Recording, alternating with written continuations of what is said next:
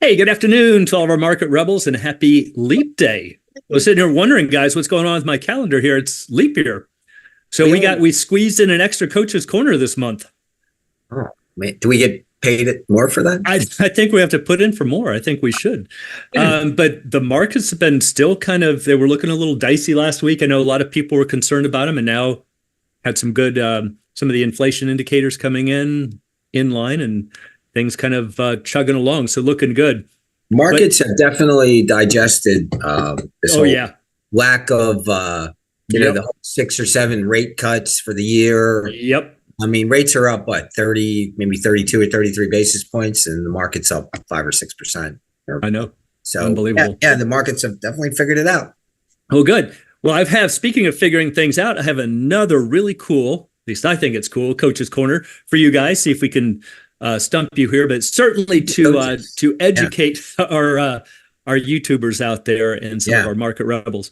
So the question that I have for you, let's start off with Chalk Talk. Now, again, for anybody who's new, this is a little thought question, something to kind of stew over here during the presentation, and then at the end we will address it if you haven't figured out by the end of the presentation on your own. So here's your question. You've decided to sell naked puts. Now, we could do it with naked calls, but for this presentation, I'm going to focus on naked puts. Probably seems to be the bigger of the two if somebody's going to do naked options, because we have this long-term upward bias to the market. And I know you guys probably get a lot of that from coaches, right? Or students saying, oh, I want to learn how to sell naked options. The funny part is you get a fair number of people that want to do the put, but you really don't get a bunch of people that say, teach me how to do naked call. Yeah, because you do somehow the puts become more attractive. Yep, because you do have technically a limited downside, and they can use it as a way to get assigned. Yeah. But the thing that we're looking at here, the question we want to address, are you acting like an insurance company? And I've heard that a lot, and I want to throw it out to you. Do you guys hear that a lot? They'll say, I want to sell naked puts because I'm acting like an insurance company. Yeah, I think selling options gives you that fee. Well, you have a higher probability of reward in a sense. Yeah. So it seems like you're gaining consistent money. Yeah. Now, see, Scotty was very careful there. He said, it seems like, and that's kind of where I'm going to go here. This is the premise that a lot of people start with when they're selling naked options. Again, we're just going to focus on naked puts. And they'll say, well, the reason I like this strategy is that we are acting like an insurance company. And so we're going to dive into that and find out if that's really true. So there's our topic for today, selling naked puts. Are you acting like an insurance company? So again, the reason that people like this is they look around and they see that the insurance buildings are always the biggest, most modern, brightest, shiniest buildings. They go, obviously, these guys are making some serious cash. And I would like to have that same business model. And so what can I do? Well, instead of buying the options, I can be the seller of the options, and therefore I'm acting like the insurance company. Now, some people who might be new might be going, well, how does that make you an insurance company? Well, again, if you're selling naked puts, what you're doing is you are collecting the premium up front. Now, also remember the word premium comes from where? Insurance theory. Yeah. So if your insurance agent writes a policy, we say you have written a put or written a call. That's what it means to be the writer. And you collect the option price, which is called the premium up front. So you get that in your account up front. And in exchange for that, you have the potential obligation to pay out or to make good on the bet if, in this case, if the stock falls below the strike. And therefore, they look at just these two pieces of information and say, hey, that is just like an insurance company. And if you look at it just from that sense, yeah, you could make a very loose connection that it is. But what we want to find out today, is there a difference? Is there a difference between the guy that just sells a put here and there or once a month throughout the year versus an insurance company? The two models are night and day here. What are we talking about? I knew you guys would get it, but at least I have a feeling that you get this a lot from from students. And that's what we're trying to help from some of our YouTubers out there, because you do hear this nonsense a lot. Sell puts because you're acting like an insurance company. Yeah, that's a great word. This is nonsense. This may look like it's similar, but the models, I'm telling you, it's completely different. Exactly. Yep. And that's what we're going to look at. So if that sounds a little odd to some of you out there, why would Stu say that these are different? That's what we're going to find out. So as always, before we do get started, please check us out, marketrebellion.com/get started. Lots of great articles, videos, and things to help you on your options buying and possibly selling journeys. Okay. So how are we going to figure out these two business models? One being a true insurance company, let's say like Geico or Allstate, or the occasional guy or even people who might consider themselves avid option sellers. So to make the point, we're going to look at speaking of business models, we're going to look at a little mathematical model here. Let's start off by rolling a single die. Now, I think most people know that the numbers 1 through 6 are equally likely. Each number is going to show 1/16 of the time, 1/6 of the time. Each roll is independent, and all that means is that whatever number you get on the first roll in no way influences the second roll, or the second roll was in no way influenced by the first. They're just completely free to change. They're not chained at the hip. So if we were to do that, let's say that we did this lots and lots of times, tens of thousands of times, this would be a histogram. We're going to see that number 1 shows up comes up to 16.6% of the time, but about 16%. Number 2, 3, 4, 5, and 6 all come up about the same. Now notice that the center is right here, 3.5. Right? That would be the average. We just take the numbers 1 through 6, add them up, and divide by 6. But the thing that I want you to notice right here is that the extremes, in this case 1 and 6, are equally likely.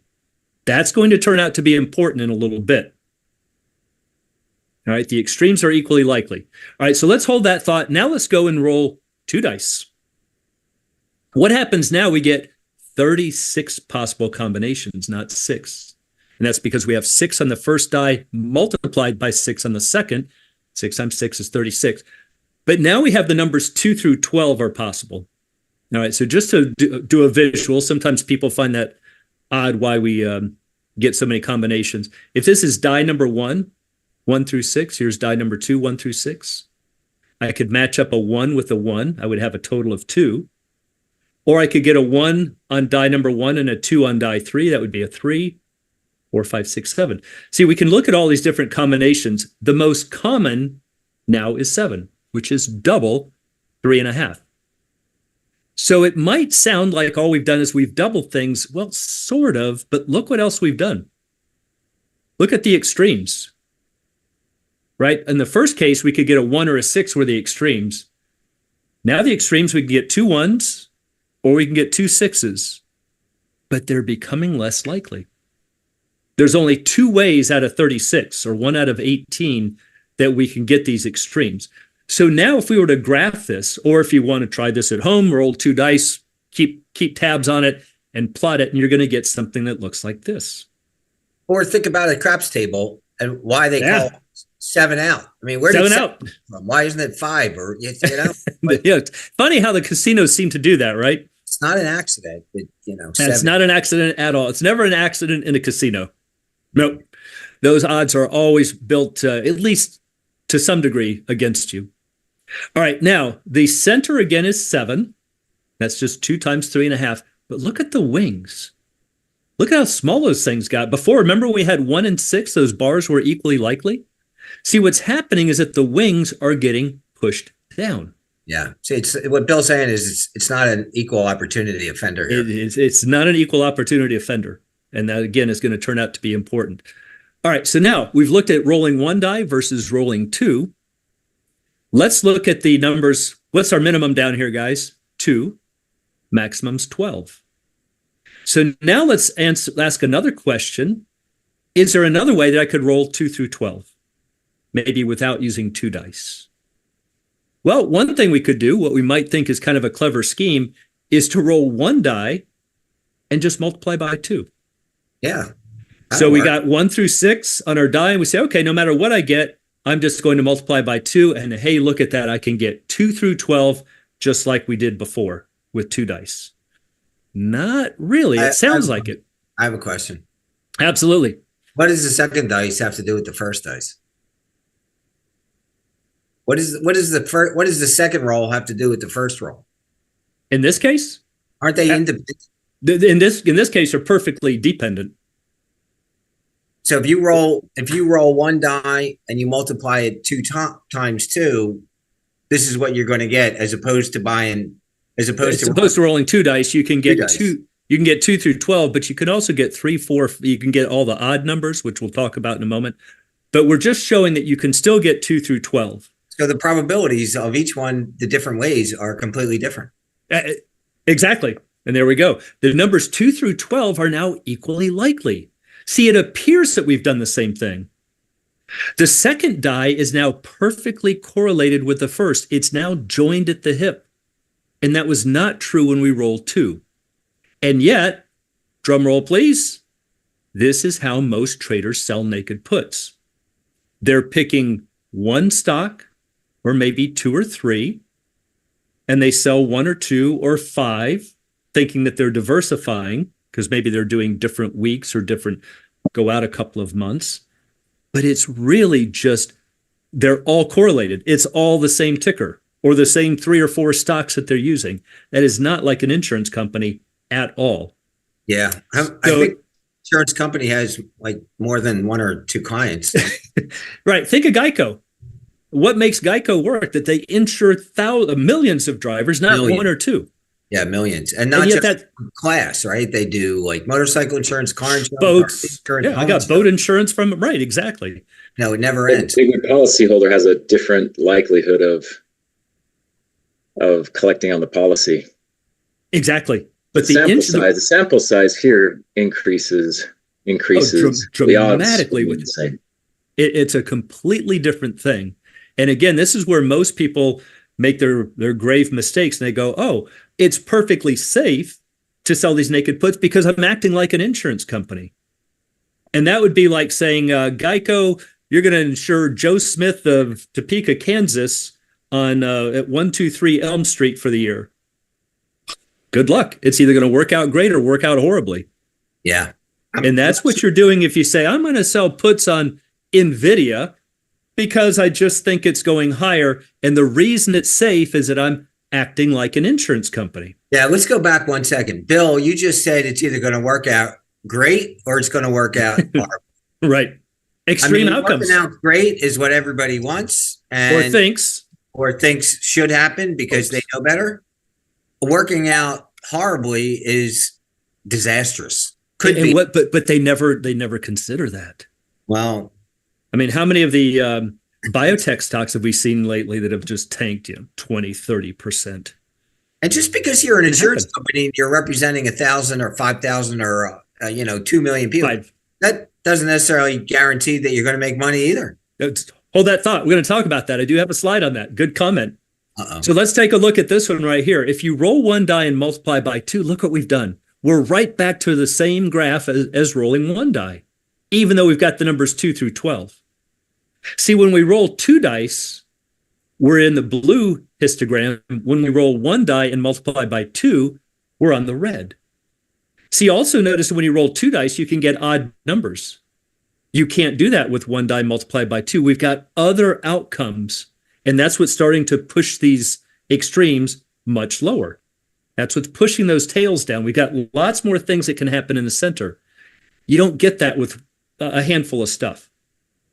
All right, so this is a super, super important. This is probably the most important slide of the presentation. When you are selling naked puts, I would say 99.9% of the retail investors, they're doing something like this in the red.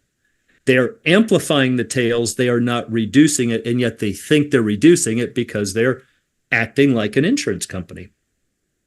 So they're getting paid, or because we're getting paid up front. It's a credit. Exactly. Man, let me go sell this put. It's $75. Hey, it's $75. $75 is $75, and there's no chance that that's going to get hit. And I've done it 10 times successfully. Here, let me do the math. Let's see. If I sell one at $7,500, that's going to go out worthless. I'll take the money. Let me do two. Let me do three. Let me do four.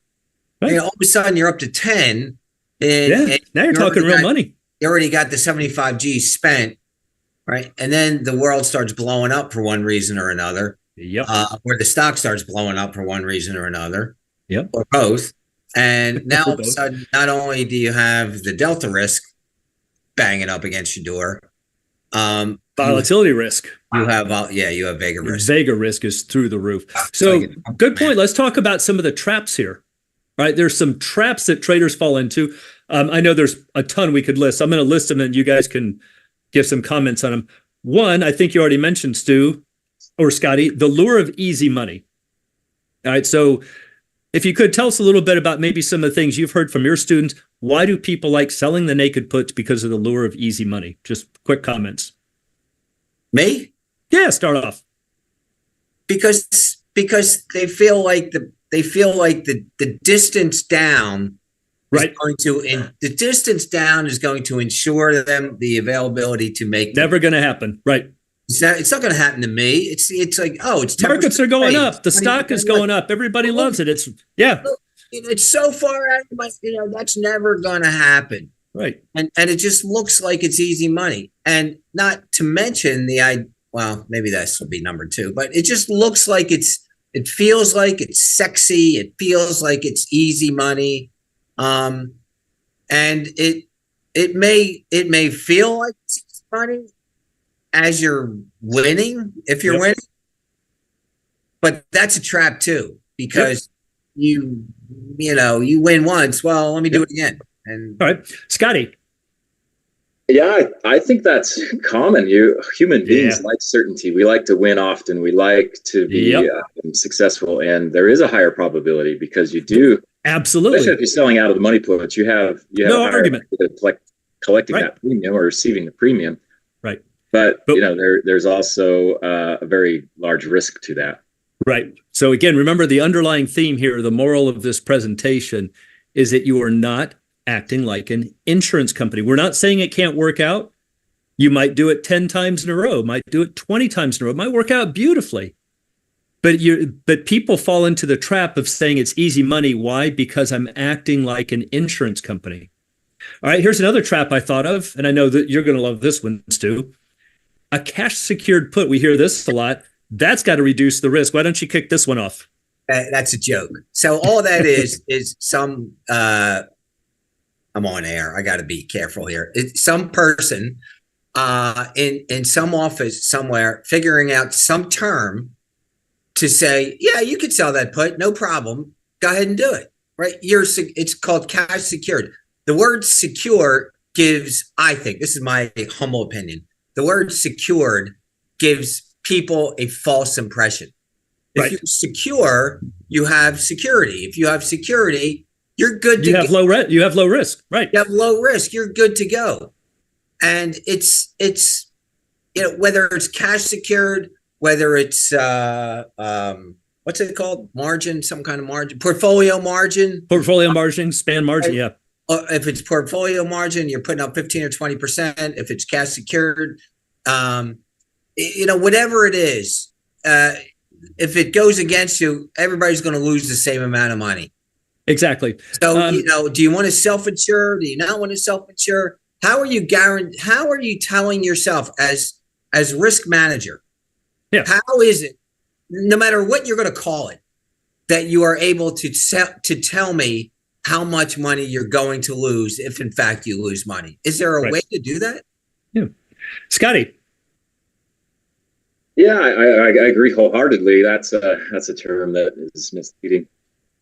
For people, you're like, your cash is not secured. It's the risk that you're putting up against that option. And if you want your money to be backing that risk, it's not, your cash isn't secured at all. Right. For people who might not know what that means, let's say that you sell a $100 put. Then maybe the stock's up at 110, but you sell this $100 put. The broker, if it's a cash secured put, is going to say, we're going to withhold $10,000 because the worst case is you get assigned, you have to cough up $10,000 to buy the stock. And hey, guess what? We know for sure you've got the cash. But let's say this, pick a number, the stock goes to 80. Whether you're on margin, Stu, and Scotty's on portfolio margin, and somebody else is on cash secured put, the loss is exactly the same. It's all the same money. It's all the same money. It's just all a question your money. Right. Let's talk a little bit about overconfidence bias, another trap. We've kind of touched on it. Yeah, but that's winning again, and then I'm winning over and over and over, just because it's out of the money, high probability. And it just exacerbates itself. Hey, I sold 2 and I won. Let me do 3. Oh, I won again. Oh, let me do 4 and I'll do it. And it's just now let me do 2 contracts and 5 contracts because I'm winning so much. Yeah. Right. Yeah. We just start multiplying it. More of easy money and, risk of repeated exposure. So this is another one that people overlook, is that, yes, you might get away with it 1 or 2 or 20 times. But if you keep doing it, right, if you keep flipping a coin, you will eventually get 10 heads in a row, roughly after 1,024 tries. You will eventually get 20 in a row. This is not, if you do it. This is not a lecture on why you shouldn't do this. That is not. No. This is about you being able to say, this is what I'm willing to put at risk, to understand the risk profile, the P&L profile, and to understand, maybe this is exactly what it is, to understand that the insurance company has a model of how to make money. Right. And if you're selling a put or a call in an effort to replicate that model, the 2 models are completely different. Yeah, they're not right. They being the insurance company, have dispersed. Anybody ever heard that word? Dispersion? Dispersed their risk over multiple clients, asset classes, terms, all kinds of different things. Even with cash that they've taken in for the premiums. Sure. But the fixed income markets. Invest it. Sure. It's diversified to the penny. Yep. And even that sometimes doesn't even work, but it's not the same thing. It's the opposite of, they're trying to make those probability of those wings equal. Whereas when somebody goes in and sells that put in NVIDIA a year out for $75, thinking it's easy money, they've actually exacerbated to the nth degree the amount of risk. If the markets go down, not only did your portfolio go down, but those naked puts went down too. That's the whole. You're exacerbating the tails. Now, speaking of, and I know you mentioned about this earlier, Stu, risk of repeated exposure. Take a look at this down here in Florida. Insurance companies can't possibly go bankrupt, can they? Yes, they can. I remember when in 2005 we had 5 that came off the coast of Texas, almost 5 consecutive weekends. I think it was 5 out of 6. Got absolutely slammed. Hurricanes. I remember that. And knocked a bunch of them out. Yeah. So that's what can also happen when you're doing these naked puts. You've built up lots of confidence and you get that one event where everything is chained at the hip. And then you're going, oh, I didn't know this could happen. That hurricane thing that Bill just talked about, that's the tail. Oh, that's totally the tail. That's the low probability. That's the tail. That's what you say won't happen. I'm willing to take the risk. Or when everything becomes completely correlated. So everything went down. Well, yeah, it's tough to do that. So now, look, think about the insurance company. How can the insurance company is going to disperse their risk as best they can? What is one way that an insurance company, aside from the obvious of multiple people and multiple asset classes, how can an insurance company how can they lay off their own risk? How can you lay off your risk if you very good question that call or put? How can Warren Buffett comes to mind. Well, yeah. I mean, there's a business out there. It's called reinsurance, right? Yeah, so General Re. White House Property Insurance, which they probably didn't have reinsurance or have enough of it, is going to call up Insurance Re, and they're going to say, hey, we need insurance on our insurance. And they're going to pay a premium to insure their portfolio. Yep. What are you doing if you sell that NVIDIA put to your what you think is your insurance model to make a premium? Right. No, it's not the same at all. Where are you going to go to insure it? How are you going to do it? Exactly. So the thing to think about so far is that there's a big difference between many versus a few. Selling a few naked puts is not acting like an insurance company. And I don't care if you say, well, I'm doing 2 or 3 a month. That's a lot. No, it's not. That's like saying you're insuring 24 drivers. 2 or 3. It's not even remotely close. 2 or What 3 you are names? doing, right, you are amplifying the tail risk. That's what we saw in those graphs where the tails go up instead of down. So to reduce the tail risk, you must consistently sell multiple tickers, not just NVIDIA or just Microsoft, multiple expirations, and multiple strikes. You would have to do weeklies, dailies, quarterlies, some leaps, different strikes. You would have to be selling lots and lots and lots of them. Back on that, back on that slide about traps. Yeah. Here's a trap. The market has a long-term upward bias to it. You have that. That's kind of a headwind with this strategy. Not a headwind, a tailwind with this tailwind, strategy, yeah. right? Because over time, stocks go up. But that's not really the issue. The issue is what happens during the time that you get caught the other way. That's right. When everything goes against, when the entire markets. And when what hits the fan, hits the fan. When the hurricane wipes out all the houses. Yeah. It's not just a few houses that burn down through the year. It's everything gets joined. So the more diversification, the more you eliminate the tail risk. So for example, let's push this a little further. Let's roll 10 dice. Now, the minimum we could get is 10 ones or 10. Maximum is 60. What's our average? It's going to be 10 times 3.5 for 35. But look at the tails. Look at those things. Look at these extremes. How likely is it that we're going to get 10? Not very. I mean, we are like so far away from the extremes. Yeah. And even if you come down here to 25, you're below 1%. Or actually, I'm sorry, at 25, you're about 1.5%. Now, what if we roll 20 dice? Look at the extremes now. Now the minimum's 20. Maximum's 120. Look at those tails. They're non-existent.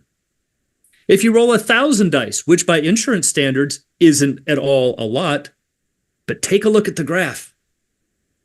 See, this is not what you're doing when you are selling an occasional put. You're actually amplifying these extremes. Now, again, as Stu said, that doesn't mean it's a bad strategy. We are not necessarily knocking it. No, we're not here to tell you it's good, bad, or indifferent. We're just here to try to get you to understand what you're up against. Don't do it because you've heard somebody tell you it's the ultimate strategy because you're acting like the insurance company. You're not. No, you're not. You got lucky and you won good. You won big. Congratulations, right? But absolutely. You just know that the longer you do it, the more time you have that something may happen. And absolutely. You just have to be able to say, hey, I'm going to be in for, $200,000 if this happens.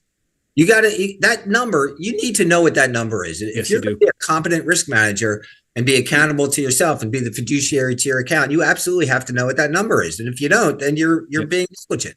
Yep. So quick reminder, marketrebellion.com/get started for all kinds of free information, just like this, great articles and videos to help you get started. So let's dive in a little deeper. Are we going to talk about how you can quantify that number? We are. Hold that thought. Let's do a quick recap here. Remember that insurance works because companies diversify risks. Auto insurance companies insure millions. Look at that word there. Millions of drivers, not 1 or 2 a week over the course of a year. And yet that's what you're doing with the most people for the naked puts. So to act as an insurance company, you'd need to sell puts on thousands of tickers, expirations, and strikes. And remember, that's what most people are not doing, which means you are amplifying the tail risk. Okay, so now that we've covered that, let's turn it back over to both of you, and I'll start off with Scotty. Again, I know you probably get this a lot from students and traders. What would it be if somebody comes to you and says, I want to sell naked puts? What's something that you might steer them into doing instead? I see it all the time, and number one, if you are going to, what I tell them, if you are going to sell naked, make sure you know the worst potential outcome, model that, know exactly what your risk is. No surprises. But I can tell you from experience that when that happens, very few people can handle that stress, and they ended up making a worse decision, making a problem become. Yeah, I'll buy the stock if I get them, assigned, and then it's down with implied volatility at 70%, and now they shut it down. Now they have a huge loss and no shares. It's so stressful. It's so stressful. I mean, it's your individual money, where these insurance companies have reinsurers, like you said, and they don't have an emotional connection. And so with us individual traders, what I tell folks is define your risk in some manner. What give us what would be a strategy that might come to mind? Just buy a long leg. Buy so like a vertical spread of some kind, selling vertical spread. Stu. Yeah, I mean, I would do the same thing. Yeah, I think that would be my first go-to thing. And look, it doesn't have to be exactly vertical. It just has to be something. It goes back to diagonals. Do it some sort of it goes back to, I was just talking about this with somebody today, my friend the doctor. It comes back to your rights and obligations. If you sell a put or a call, right, we're talking puts here, if you sell that put, you have an obligation to be a buyer of the stock at some level, which is called the strike price.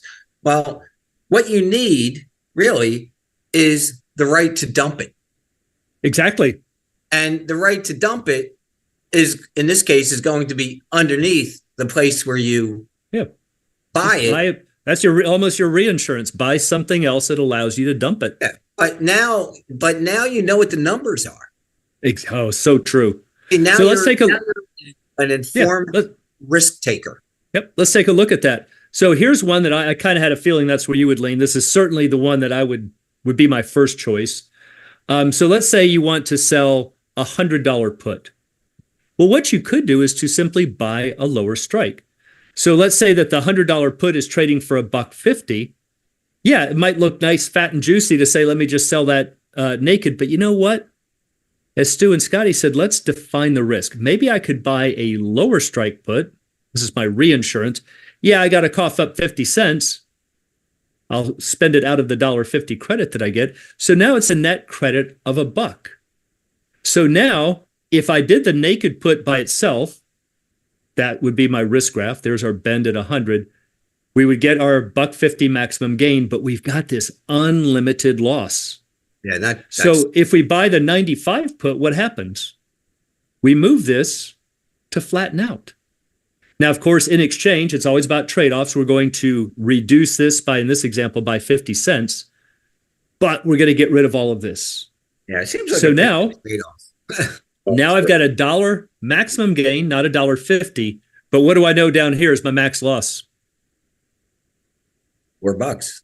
$4, right? The worst it can do is go against me by $5. I got paid $1. So now I know for a fact that this is the worst that can happen. And that is so important if you are going to be selling options or wanting to be a collector of premiums, as they like to say, but without really amplifying the tails. Yeah. And, for those of you out there that are trying to say, well, what's the right distance and what's the right strikes and all that? There's no answer, right? It's hard. It's just quantify it. Say, case stock's by case. 100, the puts are fat. I'm going to sell the 90 put for $3. Maybe the 80 puts trading for $1. Okay. It's $2, right? I can win $2. And if it goes to max loss, it'll be a value of 10 and you'll lose 8. Am I okay with that? Right. And that's it. Right. So now just say to yourself, hey, I'm here to lose 8. If the worst case happens, am I going to be good at that? You can live through it. It's a yes or no, right? There's no discussion. It's like, yes, I'm okay with it. Then do it. And no, I'm not. And if the answer is no, then you got to maybe move the 80 up to the 82 or the 80, somewhere where it's okay. Yeah. Okay. I think one thing we would agree on is you wouldn't want to sell the 100 put for $1.50 and buy the 60 put for, a penny and say that's way too far. You need to make sure. That really wouldn't be much of a hedge. It would exactly right. Exactly. But sometimes people do that because then they say, oh, I've hedged it, but now I've collected most of the $1.50. That's not a hedge. Well, but now you got a $39 potential loss. you got a massive loss, right? What kind of hedge is that? That's stupid. So, but this is the program you got to go through. Right. And these are the things I know that both of you deal with on a daily basis with people who like to become better options traders. So we appreciate your time and your insight. Scotty, any final comments? No, I think that's great. I think it's a great discussion. And, if you are doing naked puts, at least buy that long leg. If it's 25% of the cost of your credit or 30%, that's a rough, good range, depending on the type of stock. Right. It's a high beta stock. Maybe you pull that in a little bit more. Sure. Or pull it in a lot and just sell more vertical spreads. Mm-hmm. There's a lot of different ways you can attack this, but the thing that we're trying to help people with so much, because we know there's a ton of bad information out there, especially on YouTube, but there's almost always a way to do it safer. But the thing that we want to show you is that you don't want to embark on a naked put selling strategy because you think you're acting like the insurance company or the casino, and you're just going to rake in premiums because you've got some kind of a huge diversification at your back, and you just don't. You're really amplifying those risks. So with that, I mean, it's a much more enjoyable way to trade, to know that you have that protected, especially when you can sleep. Yeah. So with that, if you haven't answered the question already, for all of you out there, so you've decided to sell naked puts. What do y'all think? Are you acting like an insurance company? Nah, not in the least. Now, again, to be clear, we said this. Not saying it's a bad. Exactly, we're not saying it's a bad strategy. Don't do it for the wrong reasons. Those are two completely different models, and unfortunately, a lot of people try to sell that as the ultimate strategy because you're acting like an insurance company. Then you're simply not. You're actually amplifying the tails. Quick closing comments. Let's start with Stu. So one of the things in the morning meeting that we used to have to go through ad nauseum was, where's the protection? Oh, nice. We kept tight markets, and we wound up selling a lot of options a lot of the time. And the big thing in the meeting was like, where's the protection? What line is your protection on? Yeah. Maybe I sold 60, maybe I sold the 60 call. Okay, well, where's the protection on top? You sell it's $100 stock, and we sell the 90 put. They came in and buy some puts out of the money. Where's the protection? That was always a big topic, and it wasn't by accident. It was to help everybody have a discussion about hedging. What's enough of a hedge? What's the quality of the hedge? Yeah. Do you have a hedge?